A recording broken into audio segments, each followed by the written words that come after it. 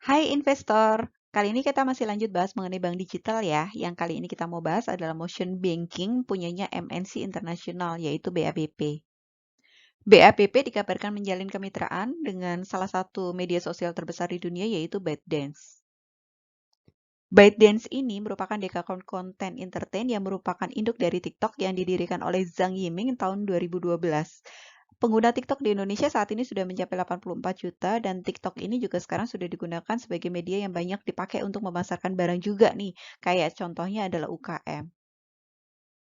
Motion Banking ini adalah anak usaha dari MNC Group yang berada di bawah PT MNC Capital International, yaitu di bawah Financial Services, salah satu pilar usaha dari MNC Corporation.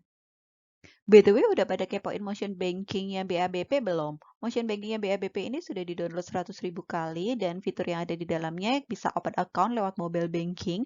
Jadi cukup menggunakan full biometric on board ya. Nah, si MNC ini bekerja sama dengan Verijelas. Verijelas ini merupakan platform bersama kependudukan dan catatan sipil atau Dukcapil, sehingga kalau ada nasabah mau open account cukup dengan melakukan selfie dengan iktp-nya. Kemudian juga ada View Active and Manage Debit Card.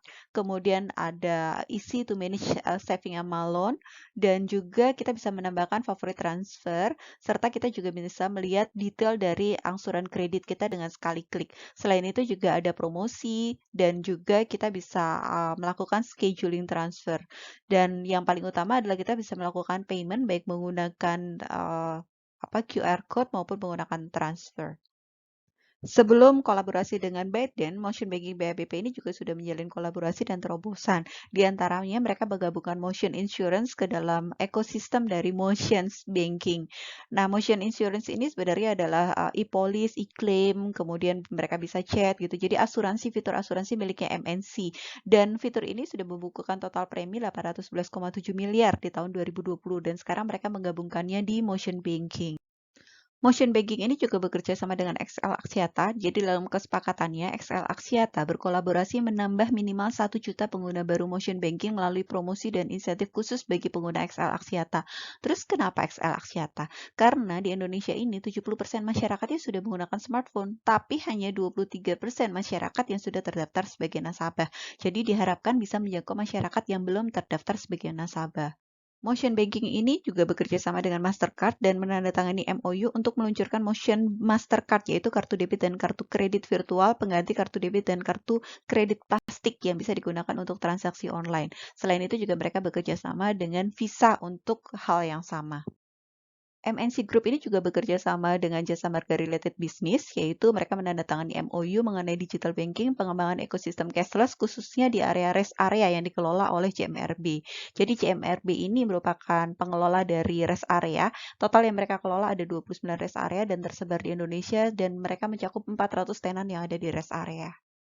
Motion banking ini juga bekerja sama dengan Atom Financial menjalin kemitraan dalam afiliasi untuk mencakup penyaluran pinjaman digital yaitu dengan kredit pintar. Produknya adalah Buy Now, Pay Later melalui Atom ini. Nah, si Atom Financial ini sebenarnya merupakan suatu fitur ya kayak semacam fintech begitu dan mereka bisa mencairkan dana hanya dalam 10 menit sampai dengan 20 juta. Dan mereka ini sudah bekerja sama dengan banyak ekosistem ya, contohnya seperti JDID, iStyle, MAP, Zara, Mango, Pull&Bear, kemudian Marks Spencer, dan sebagainya. Motion banking ini juga berada di bawah MNC Group sehingga bisa memanfaatkan 390 juta user base dari MNC Group melalui promosi-promosi dari media MNC Group. Dan kalau kita lihat di item nomor 5, itu sebenarnya di situ sudah ada TikTok, Facebook, dan YouTube yang sekarang sedang booming ya sebagai platform untuk promosi. Kita tahu ya bahwa untuk membentuk suatu digital banking, misalnya kayak motion banking ini nggak murah. Jadi total biaya capex yang diperlukan untuk pengembangan motion banking ini adalah 200 miliar sampai 2025. Lalu apa sih yang mau dicapai? Jadi target dari MNC sendiri mereka akan mencapai 30 juta pengguna dalam kurun waktu 5 tahun. Dan diharapkan dengan adanya aplikasi motion banking ini mereka bisa meningkatkan customer base yang diharapkan bisa meningkatkan komposisi dana murah sehingga nanti biaya dananya kan bisa ditekan. Dengan biaya dana bisa ditekan, otomatis mereka punya margin akan lebih besar.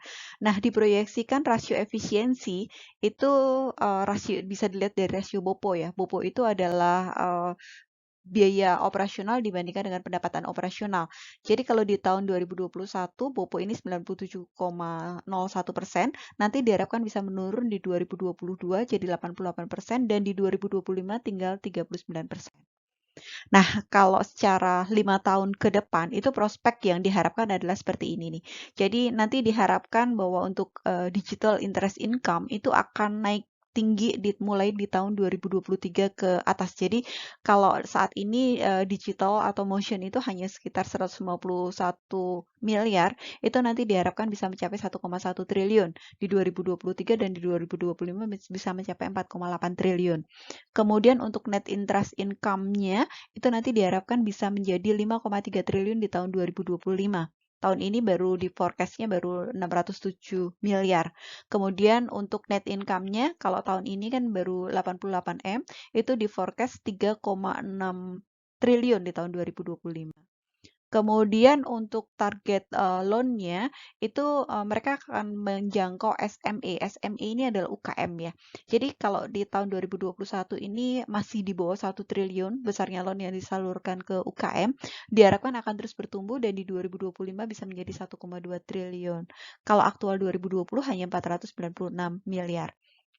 Dan untuk consumers digitalnya, digital motionnya itu nanti diharapkan bisa meningkat secara eksponensial ya.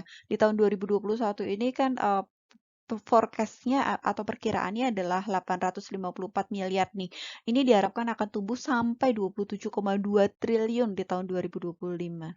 Dan untuk fundingnya itu di Motion ini fundingnya juga diharapkan akan meningkat eksponensial. Kalau di tahun ini hanya 500 M, nanti diharapkan bisa tumbuh sampai dengan 25,1 triliun di tahun 2025. Kemudian dari sisi kasa ini adalah current account saving, ini adalah simpanan nasabah ya. Itu kalau di aktual 2020 hanya 18,8%, diharapkan bisa tumbuh 2025 itu mencapai 45,58%. Dan untuk NPL-nya diharapkan bisa turun. Kalau tahun 2020 kan sampai dengan 3,63%, diharapkan bisa turun sampai ke 0,81%. Melalui digital banking, tapi kenapa malah diharapkan turun ya? Kenapa? Karena kan mereka menggunakan AI atau artificial intelligence, di mana mereka bisa membaca sebenarnya kebiasaan dari nasabah itu seperti apa sih gitu. Jadi bisa meminimalisir efek dari resiko gagal bayar. Selain itu juga mereka akan menekan BOPO ya seperti yang tadi kita jelaskan sampai ke sepertiga dari BOPO tahun 2020. Kemudian mereka juga pada akhirnya menargetkan NIM yang lebih tinggi. Kalau di tahun 2020 hanya sekitar 4%, nanti diharapkan bisa menjadi 12% di 2020.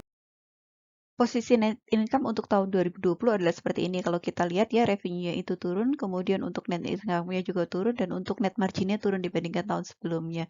Dan di tahun 2021 ini juga kecenderungannya menurun, bahkan untuk net margin-nya sangat turun ya kalau kita lihat ya. Kemudian kalau untuk balance sheet-nya di tahun 2020 ini sebenarnya untuk asetnya meningkat tinggi, tapi meningkat tingginya di aset itu karena meningkat tingginya liability ya sebenarnya. Kemudian di tahun 2021 itu juga kalau kita lihat nih untuk total asetnya ini juga naik ya, sama penyebabnya adalah karena liability-nya semakin tinggi. Dan kalau untuk net cash flow-nya kita lihat ya masih minus ya di tahun 2020 ya. Kemudian di tahun 2021 ini juga untuk operatingnya itu minus, kemudian investingnya plus, tapi financingnya juga plus, tapi sangat sedikit sekali. Jadi overall secara cash flow-nya masih belum cukup bagus. Dan kalau kita lihat memang bank-bank digital ini memang profit marginnya rendah ya. Diketahui bahwa untuk MNC International atau Motion Banking ini profit marginnya hanya 2,6%. Sangat berbeda dengan profit margin tebal yang dimiliki oleh bank-bank konvensional ya. Bisa mencapai 2 digit. BABP ini IPO di tahun 2002 dengan harga 120 dan kepemilikan sahamnya dimiliki oleh MNC Capital Indonesia sebesar 50,43%, serta sisanya 49,57% itu dimiliki oleh publik. Per 25 Agustus 2021, itu harga BABP adalah di harga 470 dan mencatatkan market cap sebesar 11,9 triliun dengan PER-nya luar biasa tinggi ya. Dan untuk posisi market cap maupun aset dan modal intinya adalah seperti ini nih. Market cap-nya adalah 11,9, kemudian untuk asetnya itu di 12,2 dan modal intinya di 1,2 sehingga mereka masuk ke KBMI 1. Pada bisnis bank digital yang paling utama adalah ekosistem ya, makanya banyak sekali kolaborasi-kolaborasi yang dilakukan oleh bank-bank digital ini ya, tujuannya adalah untuk membentuk ekosistem sehingga mereka bisa mendapatkan user yang banyak. Karena dengan makin banyaknya user kan berarti makin banyak pula dana murah yang menyimpan di mereka. Dan bank digital ini memang sekarang sedang hype banget karena memang secara overall di bursa kita saat ini hype-nya itu adalah di digital dan teknologi. Tapi sekali lagi invest di emiten seperti ini adalah sifatnya spekulatif growth karena semua ini kan bicara mengenai target ke depan. Tapi kan perjalanan untuk mencapai target itu masih panjang dan belum tentu target itu bisa tercapai. So, invest di bank digital ini sifatnya haruslah short term investment ya untuk saat ini ya karena semua yang ditargetkan itu belum tentu bisa tercapai. Terima kasih sudah menonton video ini, semoga bisa menjadi pertimbangan. Thank you.